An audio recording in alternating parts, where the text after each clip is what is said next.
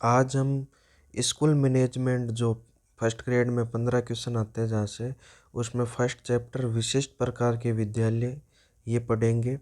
विशिष्ट प्रकार के विद्यालयों में भी सैनिक स्कूल, राष्ट्रीय military school, public school, model school और कस्तूरबा गांधी आवासीय विद्यालय पढ़ेंगे। ये सभी आरटीई एक्ट 2009 की धारा जिस जो दो धारा 2 भाग 4 में विद्यालय की परिभाषा लिखा गया है, उसके अंतर्गत ये सभी विद्यालय इनको जो आरटीई एक्ट इस पर लागू होता है। तो हमें जो विशिष्ट प्रकार के विद्यालय पढ़ेंगे इनमें सबसे पहले आज सैनिक स्कूल पढ़ेंगे, फिर राष्ट्रीय मिलिट्री स्कूल, पब्लिक स्कूल और मॉडल स्कूल और कस्तूरबा गांधी विद्यालय पढ़ने वाले हैं। इन पर सबसे पहले तो ध्यान रखना आरटीई एक्ट 2009 है, जिसमें धारा 2 भाग 4 में परिभाषा लिख रखी है विद्यालय की परिभाषा। वो नियम यानी कि आरटीई एक्ट वाले नियम इन पर भी लागू होते हैं। सबसे पहले हम सैनिक स्कूल देख रहे हैं। तो सैनिक स्कूल का परिचय यानी कि भारत में सैनिक स्कूल की अवधारणा सर्वप्रथम 1961 में तत्कालिक रक्षा मंत्री वी.के. कृष्णा मेनन द्वारा प्रस्तुत की गई थी, जिसका मुख्य उद्देश्य देश में शिक्षा की गुणवत्ता में सुधार करने हेतु बच्चों को पब्लिक स्कूल जैसी शिक्षा उपलब्ध करवाना था।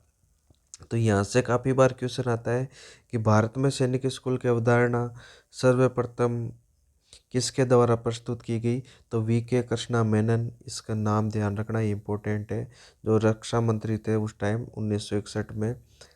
तो ये इम्पोर्टेंट क्वेश्चन बनता है यहाँ से। फिर उद्देश्य क्या, सैनिक स्कूलों के उद्देश्य क्या है? तो सैनिक स्कूलों का प्रथम उद्देश्य है एनडीए हेतु छात्रों को तैयार करना ताकि वे देश के होनहार अधिकारी बन सके। तो मेन उद्देश्य तो यही है।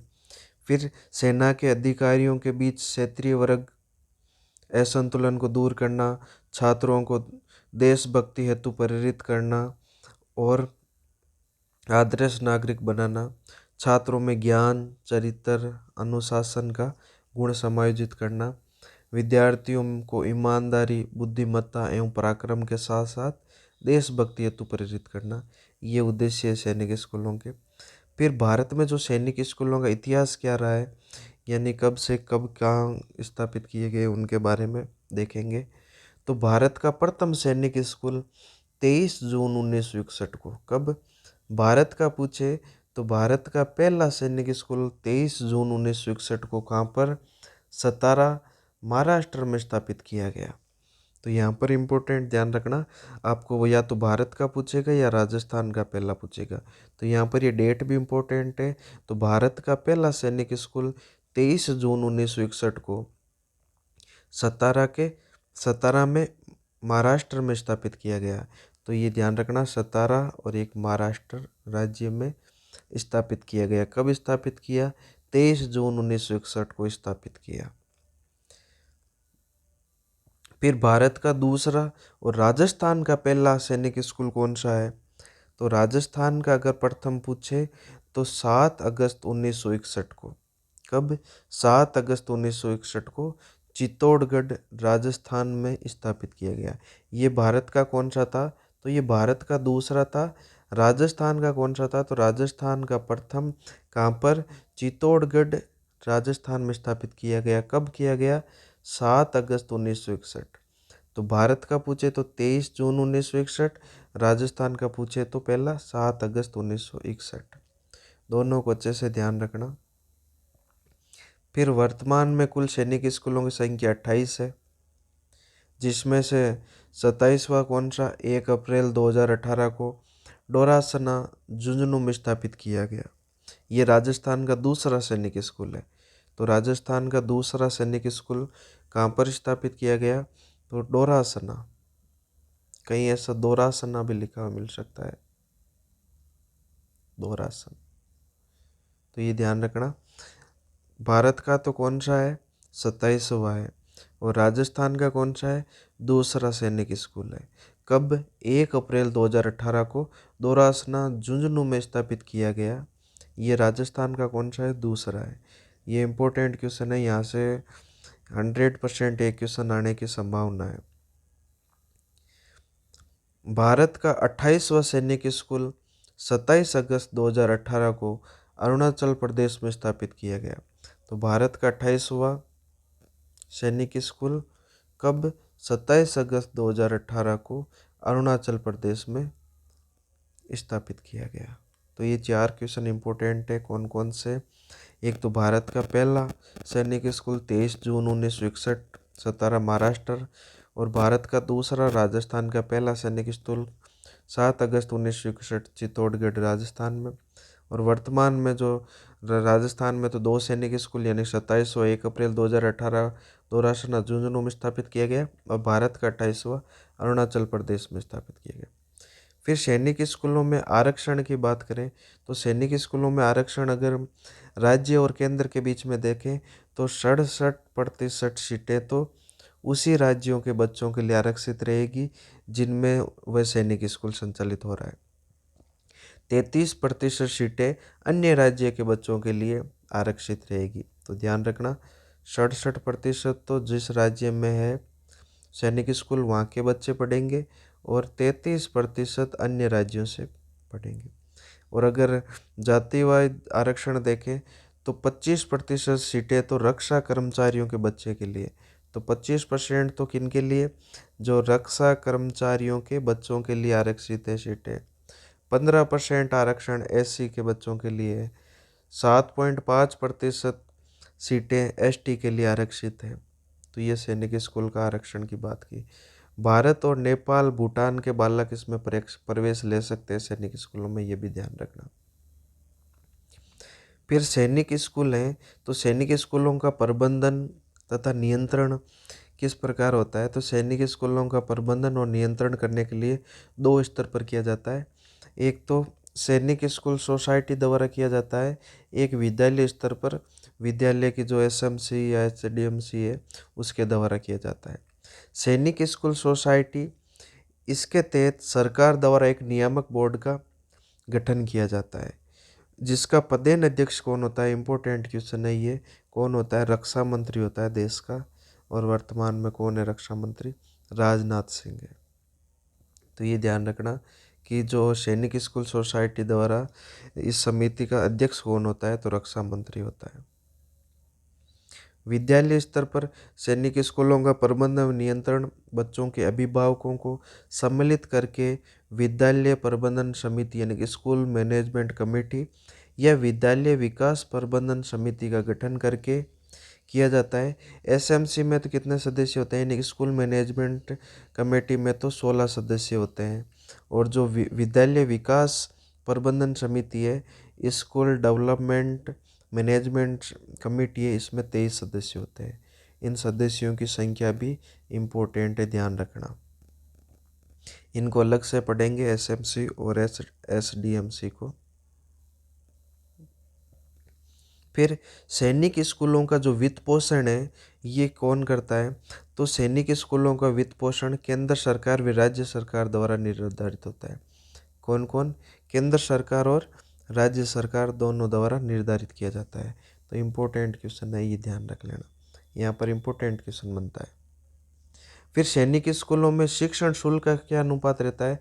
तो ध्यान रखना 3:1 रहता है, यानी कि 75% शुल्क सरकार द्वारा वहन किया जाता है और 25% शुल्क अभिभावकों द्वारा वहन किया जाता है। यानी कि 25% शुल्क अभिभावक देते हैं, बाकी 75% शुल्क सरकार द्वारा खर्च उठाया जाता है।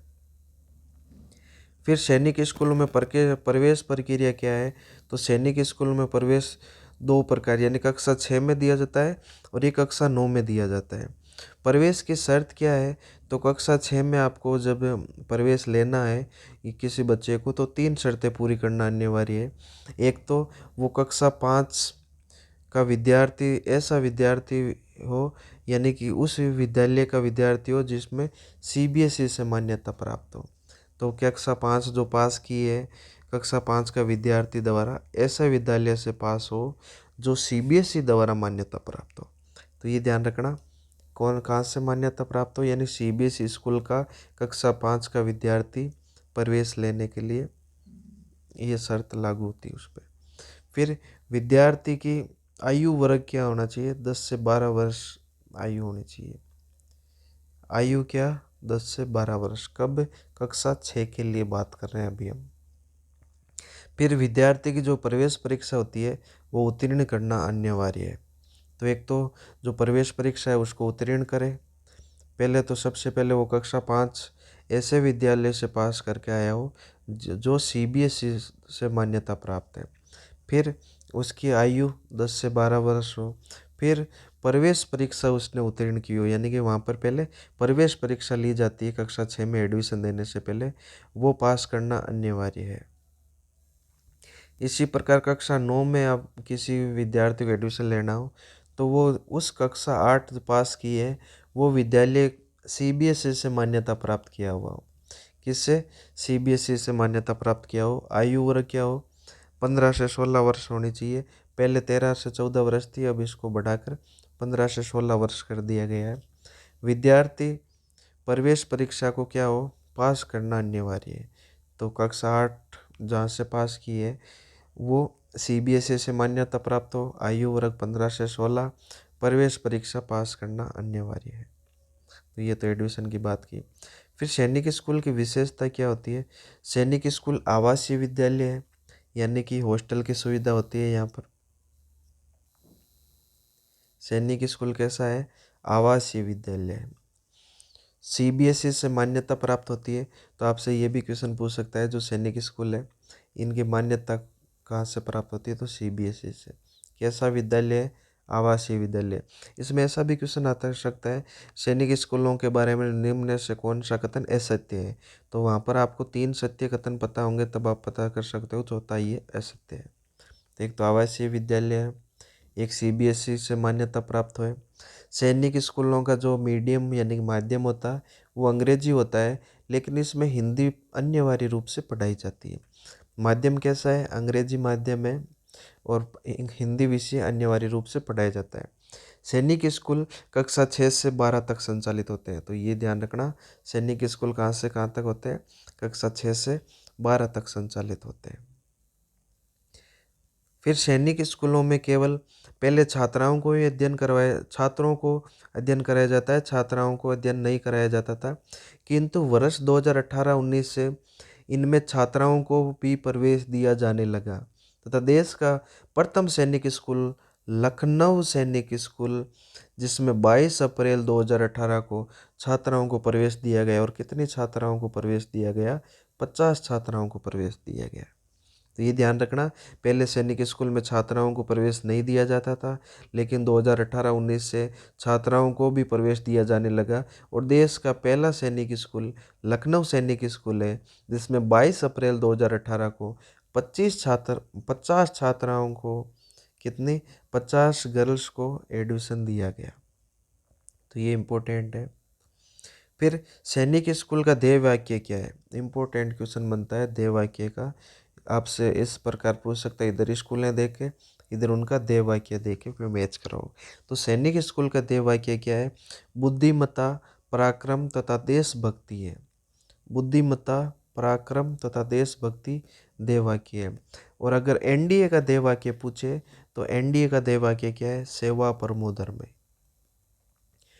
और जब हम बाकी स्कूल पढ़ेंगे तो वहाँ पर उनका ध्येय वाक्य पढ़ेंगे। यहाँ पर आपको सैनिक स्कूल का ध्यान रखना है। सैनिक स्कूल का ध्येय वाक्य क्या है? बुद्धिमत्ता, पराक्रम तथा देशभक्ति। और NDA का ध्येय वाक्य क्या है? सेवा परमो धर्म है। तो सेवा परमो धर्म है, ये किसका ध्येय वाक्य है? तो ये हमने सैनिक स्कूल के बारे में पढ़ा आज। इसमें कुछ संशोधन हुए, उनको हम एक जगह वापस देख लेते हैं कि हाल ही में जो सैनिक स्कूलों के संबंध में किए गए संशोधन प्रावधान। तो एक तो 1 अप्रैल 2018 को राजस्थान में दूसरा सैनिक स्कूल डोरासना झुंझुनू में स्थापित किया गया, जो हमने ऊपर देखा था।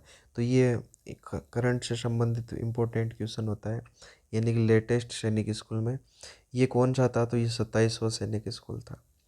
फिर 22 अप्रैल 2018 को लखनऊ सैनिक स्कूल देश का प्रथम सैनिक स्कूल बना, जिसमें छात्राओं को प्रवेश दिया गया। और कितनी छात्राओं को प्रवेश दिया गया? 50 को।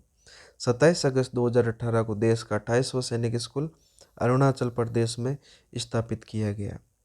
तो ये ध्यान रखना। और विद्यार्थियों को क्या कहा जाता है? कैडेट कहा जाता है। विद्यार्थियों को क्या कहते हैं, सैनिक स्कूल के विद्यार्थियों को कैडेट कहा जाता है। तो ये सैनिक स्कूल के बारे में हमने पढ़ा है, इसको अच्छे से पढ़ना।